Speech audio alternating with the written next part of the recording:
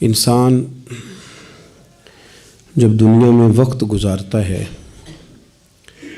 تو وہ کسی قبیلے کا بھی حصہ ہوتا ہے، کسی برادری کا حصہ ہوتا ہے، کسی خاندان کا حصہ ہوتا ہے۔ پھر اگر وہ اپنی ذہنی سطح کو بلند کرتا ہے اور مختلف لوگوں سے ملتا ہے، سنتا ہے، اٹھتا بیٹھتا ہے، تو بعض اوقات کسی جماعت کا حصہ بھی بن جاتا ہے۔ تنظیموں، جماعتوں، قبیلوں، برادریوں اور علاقوں کے ساتھ وابستہ ہونا تو کوئی بری بات نہیں، لیکن گروہی تعصبات کا شکار ہو جانا یہ بہت بری بات ہے۔ اسلام ہمیں یہ پیغام دیتا ہے کہ عصبیت سے بچو، گروہ پرست نہ بنو، حق پرست بنو۔ آپ کسی تنظیم سے ضرور وابستہ ہوں، لیکن اس تنظیم میں اگر کوئی خامی ہو تو خامی میں اس کا ساتھ نہ دیں، اور کسی اور جماعت میں کوئی خوبی ہو تو اس کو بھی آنکھ کھول کے ضرور دیکھیں۔ آپ اپنی برادری سے پیار کریں، قبیلے سے پیار کریں، کوئی برا نہیں کہتا آپ کو، لیکن آپ کسی اور برادری کو برا کہیں، کسی اور برادری کے بارے میں آپ کے نظریات غلط ہو جائیں، یہ ٹھیک نہیں۔ آپ اپنے وطن سے پیار کریں، کون منع کرتا ہے؟ نبی پاک صلی اللہ تعالیٰ علیہ وسلم سفر سے واپس تشریف لاتے اور مدینہ منورہ کے مکانات نظر آتے تو حضور گھوڑا تیز کر لیتے۔ آپ ضرور پیار کریں۔ حضور نے مکہ کے فضائل بیان کیے، مدینہ کے فضائل بیان کیے، یہ اچھی بات ہے۔ آپ اس گروہی تعصب میں نہ پڑیں کہ میرا شہر ہی اچھا ہے، میرا ملک ہی اچھا ہے۔ ایک تو ہیں حرمت والے شہر، ان کی تو بات ہی الگ ہے، باقی آپ تعصبات کا شکار نہ، حق پرست بنیں، گروہ پرست نہ بنیں۔ ہمیں بانٹا گیا ہے، ہم تقسیم لوگ ہیں۔ ہمیں ایک سبق پڑھا دیا گیا ہے کہ بندہ برا ہے پر ہماری برادری کا تو ہے نا، فلانا برا ہے پر ہماری جماعت کا تو ہے نا، فلانا برا ہے پر وہ ہمارے صوبے کا تو ہے نا، ہماری بولی تو بولتا ہے نا۔ صوبائی، علاقائی، زبان کی تقسیم، پھر مقامی اور مہاجر کی تقسیم، پھر تقسیم در تقسیم، اور یہ کام بہت سارے لوگوں نے سر انجام دیا۔ اللہ تعالیٰ معاف کرے، بعض مذہبی لوگ بھی وہ بھی گروہ بندی کا سبق پڑھاتے ہیں۔ اہل حق میں سے بھی ڈھیر سارے لوگ ہیں جو کہتے ہیں صرف میں۔ یہ کام نہ کریں۔ اسلام اور مسلمان جب کلمہ پڑھ لیتا ہے تو اس کے ذہن پر برادری کی، قبیلے کی، رنگ کی، نسل کی چھاپ نہیں ہوتی، اس کے ذہن پر یہ چھاپ ہوتی ہے کہ میں اللہ رسول کا ماننے والا ہوں۔ اپنی سوچیں جب تک مسلمان نہیں ہوتی، سوچیں جب تک مسلمان نہیں ہوتی۔ اقبال کہتے ہیں خیرت نے کہہ بھی دیا لا الہ الا اللہ تو کیا حاصل، دل و نگاہ اگر مسلمان نہیں، دل و نگاہ اگر دل و نگاہ، دل اور آنکھ، دل و نگاہ اگر مسلمان نہیں تو پھر کچھ بھی نہیں۔ دل سے پوچھ وہ مومن ہے کہ نہیں، تیری پیشانی تو اللہ کی بارگاہ میں جھکتی ہے، تیرا وجود تو جھکتا ہے، دل سے پوچھ اس کا کیا حال ہے۔ یہ تعصبات ان کو پھیلایا جاتا ہے، اس پر محنت کی جاتی ہے۔ ہم گروہ پرست ہوتے جا رہے ہیں معاذ اللہ، حق پرست ہونے کی بجائے۔ ہمیں گروہ میں نہیں بٹنا، ہمیں حق دیکھنا ہے کدھر ہے، حق کا سفر کرنا ہے۔ قرآن مجید سورۃ المائدہ آیت نمبر 8 اللہ کریم نے فرمایا یا ایھا الذین آمنوا کونوا قوامین للہ شہداء بالقسط، اے ایمان والو اللہ کے حکم پر خوب قائم ہو جاؤ اور انصاف کے ساتھ گواہی دو۔ اللہ کے لیے قائم ہو جاؤ، کھڑے ہو جاؤ، انصاف کے ساتھ گواہی دو۔ قرآن مجید کا انداز دیکھیے گا، سمجھانے کا فرمایا وَلَا يَجْرِمَنَّكُمْ شَنَآنُ قَوْمٍ عَلَىٰ أَلَّا تَعْدِلُوا، کسی قوم کی دشمنی تمہیں وہاں نہ لے آئے کہ تم انصاف چھوڑ دو۔ دشمنی اختلاف اپنی جگہ پہ اور انصاف اپنی جگہ پہ۔ سامنے دشمن بھی ہو تو کرنا تم نے انصاف ہی ہے، جب ترازو پکڑنا ہے تو تولنا تم نے۔ یہ میرے رب کا ارشاد ہے، یہ قرآن پاک ہے۔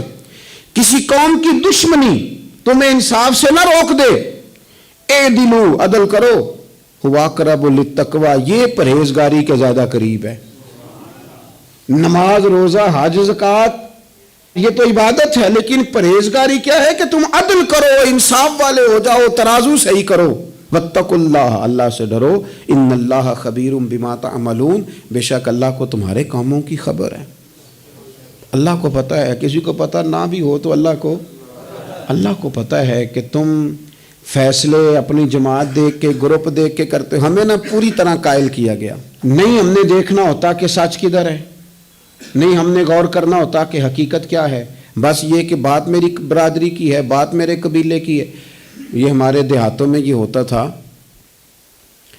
کہ وہ جی لڑائی ہوگی، نکلو جی نکلو، نکل گئے، ڈنڈے اٹھا لیے، پکڑ لا اسلحہ، پہنچ گئے، لڑنا شروع کر دیا، جا کے پوچھا بھی نہیں کہ بھئی ہمارے لڑکے کی غلطی ہے کہ سامنے والے کی غلطی ہے۔ وہ جی ہم نے نا غلطی کسی کی بھی ہو، ہم نے تو سپورٹ کرنی ہے، وہ ہمارا لڑکا لڑ پڑا ہے۔ بھئی آپ پہلے پوچھیں، آپ پہلے اس پر غور کریں حق کدھر ہے، اس عصبیت سے بچیں۔ نبی پاک صلی اللہ علیہ وسلم نے فرمایا جس نے کسی کو کسی گروہ کے نام پہ بلایا اس نے جاہلیت کے لیے بلایا ہے، وہ جاہلانہ لڑائی لڑ رہا ہے جو عصبیت پہ، گروپ پہ، برادری کے نام پر آگے نکلا ہوا۔ اب تو پیران عظام، مذہبی جماعتیں وہ کہتی ہیں صرف ہم ٹھیک ہیں، نہ کریں یار، آپ امت میں نئی امت تو نہ قائم کریں، ان کو رسول اللہ کا غلام بنائیں، ان کو آپ مختلف جگہوں پہ نہ تقسیم کریں، آپ اہل حق صحیح العقیدہ لوگ، خدا را اپنے ذہن کو بڑا کریں، وسعت سوچوں میں لائیں، گروہ بندی کی سوچ پیدا کرنا، سطحی سوچ پیدا کرنا۔ میں سوچوں کے لحاظ سے انقلابی لوگوں کے پاس اٹھتا بیٹھتا رہا ہوں تو بعض مثالیں بھی پنجاب کی مجھے تکلیف دیتی ہیں۔ ایک صاحب نے ایک دفعہ میرے سامنے کہہ دیا کہ برادری تو سپاں نوں بھی پیاری ہوندی۔ میں کہتا مطلب ہے سپاں والا کام میں کیا مطلب سطحی سوچ آپ نے پیدا کی ہوئی، ابھی بھی یہ رٹا ہے۔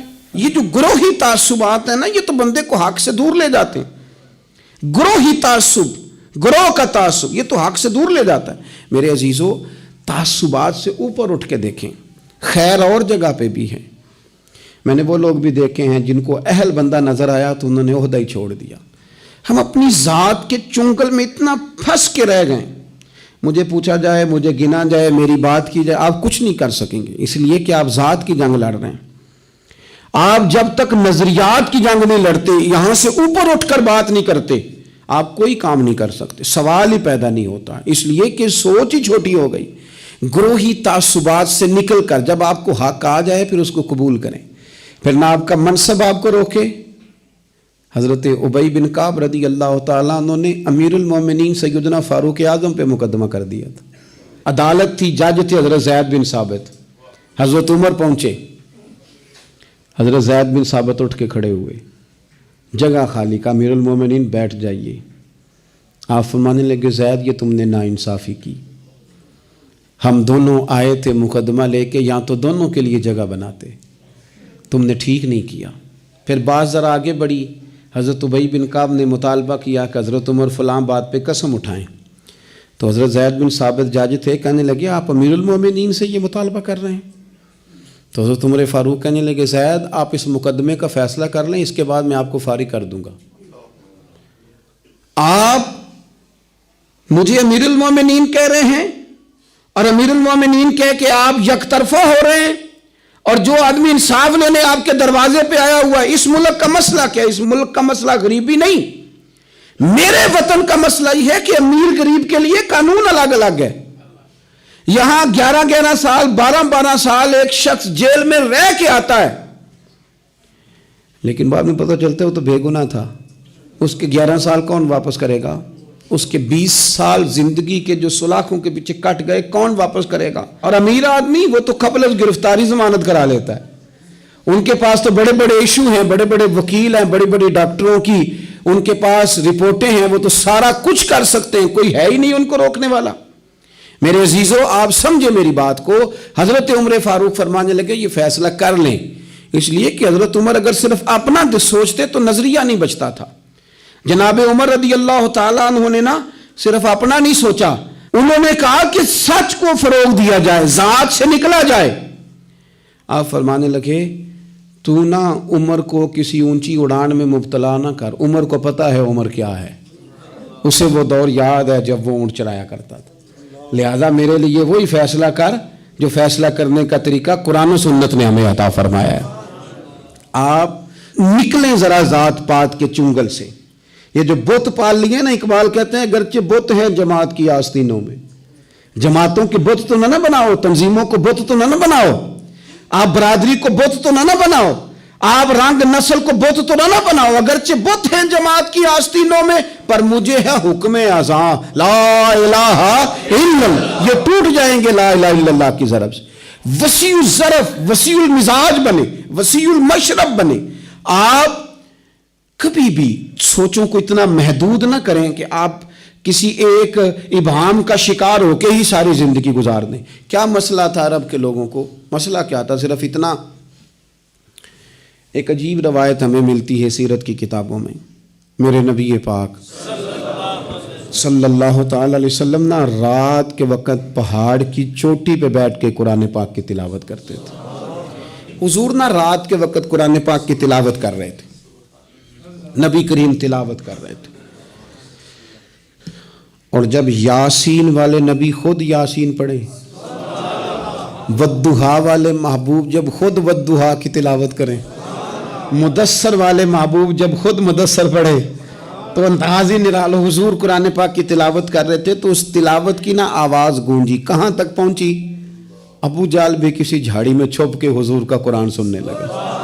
سریلی اتنی تھی، اس میں لطف اتنا تھا. ابو سفیان بھی آ گئے، کسی جھاڑی میں چھپ کے قرآن سننے لگے. اخنس بن شریک بھی آ گیا. تھوڑا نہیں سنا، ساری رات ہی حضور کی تلاوت سنتے ہیں، ساری رات تلاوت سن. صبح ملاقات ہوگی، تو کدھر آیا تھا، تو کدھر آیا تھا، تو آج کے بعد نہ آئے کوئی بھی. لیکن کہتے ہیں اگلے دن سوئے تو بے چین کیا حضور کی آواز نے. پھر اٹھے، تینوں آ کے پھر مختلف جگہوں پہ بیٹھ گئے. سویرے پھر ملاقات ہو گئی. آج کے بعد نہیں آنا، تو بھی نہ آنا، تو بھی نہ آنا. پر کہاں چین لینے دے حضور کی میٹھی آواز، کہاں چین لینے دے حضور کی میٹھی آواز. تینوں پھر اٹھ گئے. کئی دن آتے رہے. ایک دن طے ہوا کہ آج کے بعد بالکل نہیں آنا، جو آئے گا سزا ملے گی. ہو گئی بات طے. اخنس بن شریک کہتے ہیں میں سویرے ابو جہل کے گھر گیا. میں نے کہا سن، ایک دن نہیں کئی راتیں تو نے بھی سنا، میں نے بھی سنا. دل پہ ہاتھ رکھ کے بتا وہ جو پڑھتے ہیں وہ حق سچ ہے کہ نہیں؟ کھری بات کر. سنا تو نے بھی، سنا میں نے بھی، ساری رات سنا. بتا بات سچی ہے کہ نہیں؟ تو ابو جہل کہنے لگا ایک ایک حرف سچا ہے، ایک ایک بات سچی ہے. تو مانتا کیوں نہیں؟ پھر تو مانتا کیوں نہیں؟ تو جو ابو جہل نے جواب دیا، خدا را اس پہ غور کرنا، میری منت سمجھ کر اس بات پہ غور کرنا. او پھر تو مانتا کیوں نہیں؟ تو ابو جہل کہنے لگا ہمارے قبیلے کا اور بنو ہاشم کا، حضور سید عالم کے قبیلے کا شروع سے مقابلہ رہا ہے.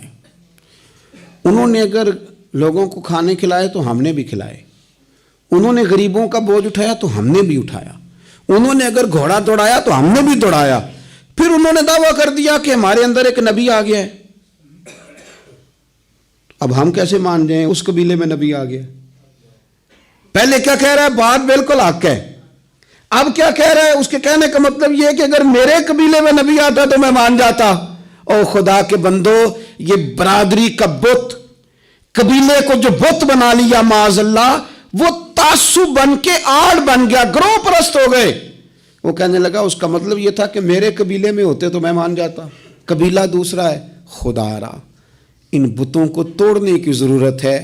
کاش ابو جہل یہ سمجھتا کہ یہ تو رب کی تقسیم ہے نا، واللہ یختص برحمتہ من یشاء.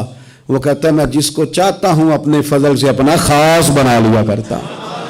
لیکن یہ گروہی تعصبات، قرآن مجید آپ دیکھیں نا تو یہودیوں کے بارے میں اللہ فرماتے ہیں چونکہ تورات میں بھی حضور کی شانیں، زبور میں بھی حضور کی شانیں، انجیل میں بھی حضور کی شانیں، ہر جگہ اللہ نے اپنے حبیب کے تذکرے کیے.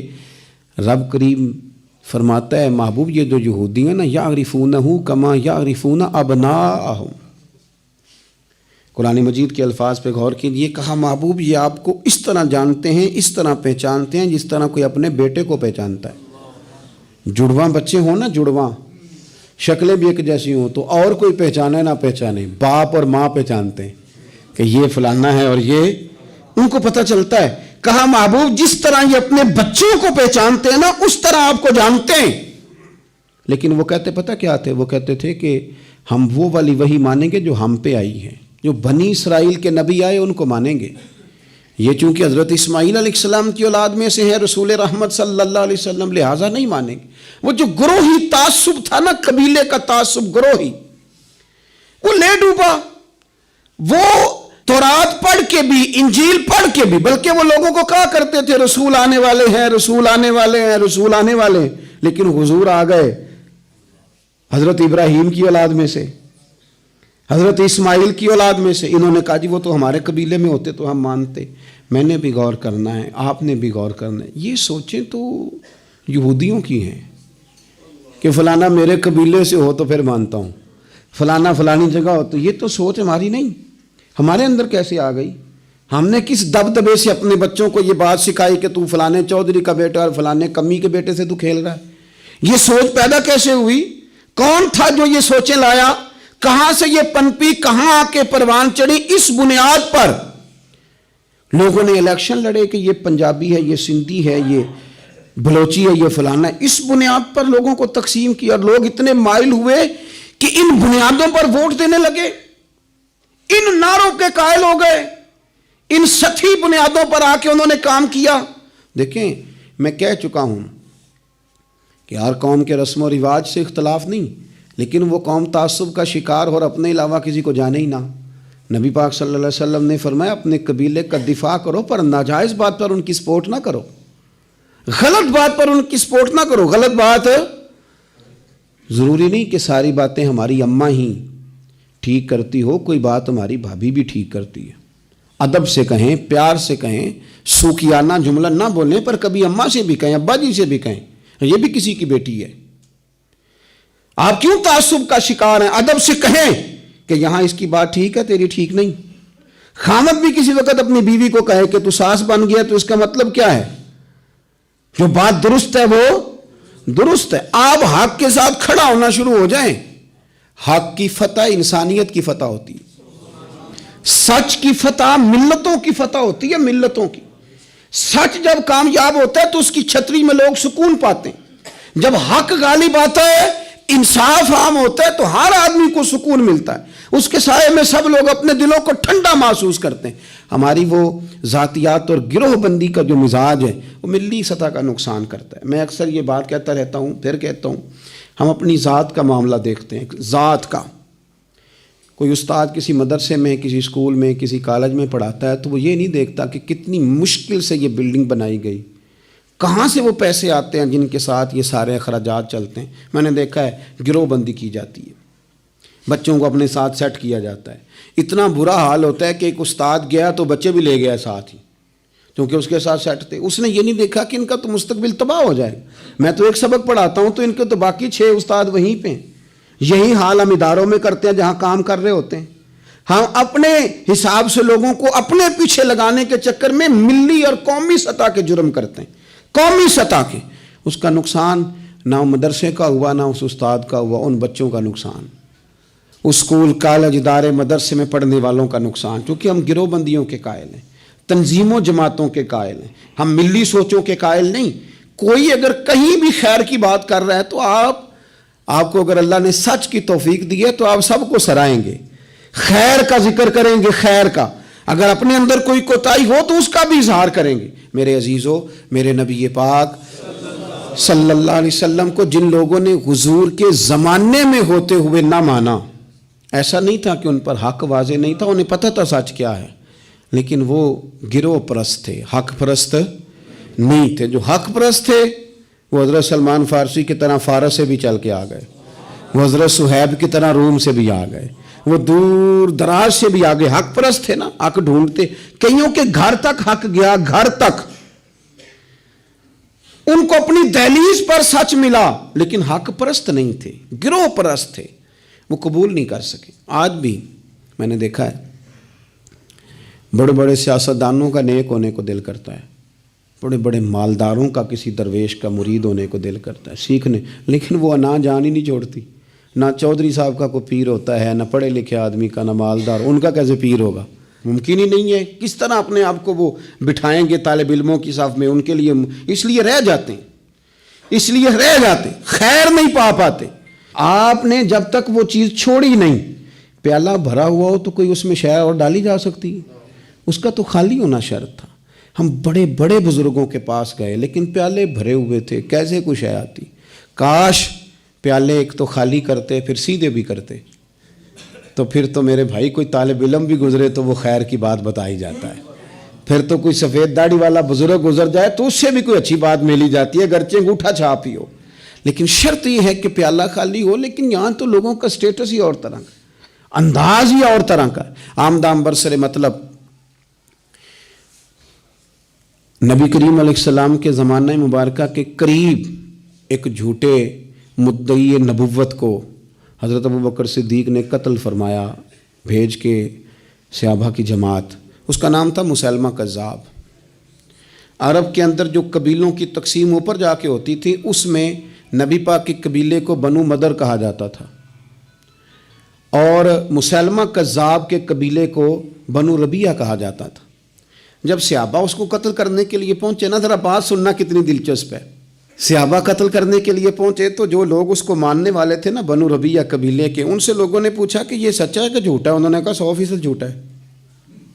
تو انہوں نے کہا تمہارا نبی رحمت صلی اللہ علیہ وسلم کے بارے میں کیا خیال ہے؟ کہنے لگے وہ اتنے سچے ہیں کہ سورج سے زیادہ چمکدار ہے ان کی سچائی، چاند سے زیادہ روشن ہے ان کی سچائی۔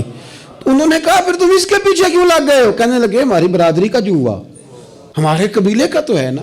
او خدا کے بندو، اتنی ظالمانہ سوچیں، اتنی ظالمانہ کہ چونکہ ہمارے قبیلے کا ہے، اور اچھا اس کا نام ہی کذاب ہے، مسیلمہ کذاب، اور کذاب کہہ کہ اس کے پیچھے لگے ہوئے ہیں صرف اس لیے کہ ہماری برادری کا تو ہے نا۔ اور یوں تو سید بھی ہو، مرزا بھی ہو، افغان بھی ہو، اور تم سبھی کچھ ہو، بتاؤ کہ مسلمان بھی ہو؟ اور تم سبھی کچھ ہو، پہلے بتاؤ کہ اپنی ملت پر قیاس اقوام میں مغرب سے نہ کر۔ اے کلندر لاہوری تیری قبر پہ رحمتیں ہوں۔ کہاں بیٹھ کے بات کرتا ہے، کہاں سوچتا ہے، کیا انداز اختیار کرتا ہے۔ کہنے لگے تو اپنی ملت پر قیاس اقوام میں مغرب سے نہ کر، تیرے قلم کے حسن پہ قربان جاؤں۔ کہنے لگے خاص ہے ترکیب میں قوم رسول ہاشمی۔ او مسلمان تو دیکھ، تیرا مقام یہ ہے کہ تو رسول ہاشمی کی قوم ہے، تو رسول ہاشمی کی قوم ہے۔ تو کہتا ہے میں جاٹ ہوں، میں باٹ ہوں، میں ارائی ہوں، میں فلاں، اور تو رسول ہاشمی کی قوم ہے۔ اور خاص ہے ترکیب میں قوم رسول ہاشمی، قوم رسول بولنا قوم رسول ہاشمی، یہ قوم رسول ہاشمی کی قوم بنو، رسول اللہ کی قوم بنو۔ ہمیں نہیں بننا فلانی برادری، فلانا قبیلہ، فلانا منصب، نہ قوم رسول خاص ہے ترکیب میں قوم رسول ہاشمی، رسول ہاشمی کی قوم بنے۔ آپ کو دیکھ کے لوگ پوچھے یہ کون ہے؟ کہ مصطفیٰ والے۔ یہ کون ہے؟ رسول خدا والے۔ یہ کون ہے؟ یہ کہتے ہیں غلام ہے رسول کے غلام۔ یہ کون ہے؟ یہ نبی پاک والے، یہ حضور والے ہیں۔ ایک کی تقسیم ہو گئی تھی پورے مکے میں، ایک کی تقسیم تھی، مدینے میں ایک کی تقسیم تھی، عرب میں ایک کی تقسیم۔ وہ بلال ہے، یہ کون ہے؟ یہ رسول والا ہے۔ وہ مولا علی شیر خدا، یہ کون ہے؟ یہ رسول والے۔ وہ جعفر طیار ہیں، یہ کون ہے؟ رسول والے۔ صدیق اکبر رسول والے، عثمان غنی رسول والے، فاروق اعظم رسول والے، طلحہ زبیر رسول والے۔ مجھے بتاؤ نا، جب بدر کی جنگ ہو رہی تھی تو تقسیم کیا تھی؟ قبیلوں کی تقسیم تھی، برادریوں کی تقسیم تھی، ملکوں کی لڑائی تھی، ایک کی لڑائی تھی۔ ادھر ہیں کفر والے، ادھر ہے رسول والے۔ تو آج اپنی یہ پہچان بنا لو، آج یہ پہچان بنا لو۔ اعلیٰ حضرت فاضل بریلوی کہتے ہیں میں تو نبی پاک والا ہو کے مرنا چاہتا ہوں، لحد میں عشق رخ شاہ کا داغ لے کے چلے۔ میں نے یہاں نہ ایک دل پہ داغ لگایا ہے نبی پاک کی محبت۔ حضور کیوں لگایا؟ فرماتے ہیں میں نے سنا تھا کہ قبر اندھیری ہے، تو یہ داغ لگا لیا، وہاں جاؤں گا تو یہ چراغ بن جائے گا۔ لحد میں عشق رخ شاہ کا داغ لے کے چلے، اندھیری رات سنی تھی، چراغ لے کے چلے۔ اور بیدم شاہ وارسی کہتے ہیں میں نے نا اپنے کفن کے اندر حضور کی یادیں چھپا لی، اپنے کفن کے اندر حضور کی یادیں چھپا کے لے گیا. میں مرا نا جب پس مردن فرشتوں نے تلاشی لی تو کیا نکلا. فرشتے آ کے ڈھونڈنے لگے کیا عمل لے کے آیا، کیا عمل ہے. انہوں نے ڈھونڈا، تلاش کی، رجسٹر کھولے، میرا کفن کھولا، ٹٹولا. کہتے پس مردن یعنی بعد مرنے کے پس مردن فرشتوں نے جو تلاشی لی تو کیا نکلا، فقط ایک دل کے گوشے سے خیال مصطفیٰ نکلا، صرف حضور کا خیال نکلا. اور میرے بزرگ فرماتے ہیں عشق سرکار کی ایک شمع جلا لو دل میں، بعد مرنے کے قبر میں بھی اجالا ہوگا. حضور والے بن کے جیو گے نا تو پھر حضور والے بن کے مرو گے، اور جب حضور والے بن کے مرو گے تو حضور والے بن کے اٹھو گے. اور جو حضور والے بن کے اٹھیں گے نا، حضور والے بن کے اٹھیں گے، ان کا مقام یہ ہوگا کہ رضا اب پل سے وجد کرتے گزریے. ہمیں کوئی کسی کا ڈر ہے؟ ہم تو وجد کر کے گزریں گے. کیوں کہ ہے رب سلم صدائے محمد. ہم رسول والے بن کے جیے تھے، رسول والے بن کے مرے، رسول والے بن کے اٹھے. وہ دیکھو ہمارے رسول سلامتی کی دعائیں مانگ رہے ہیں. تو رضا پل سے وجد کرتے گزریے کہ ہے رب سلم صدائے محمد، کیونکہ خدا کی رضا چاہتے ہیں دو عالم، خدا چاہتا ہے رضائے محمد صلی اللہ علیہ. اے اللہ ہمارے ذہنوں سے یہ تعصبات کے سارے زنگ کھرچ دے اور ہمیں رسول کریم کا غلام بنا دے. مور ویڈیوز کے لیے ہمارے چینل کو ضرور سبسکرائب کیجیے گا تاکہ ہر آنے والی ویڈیو بآسانی آپ تک پہنچ سکے.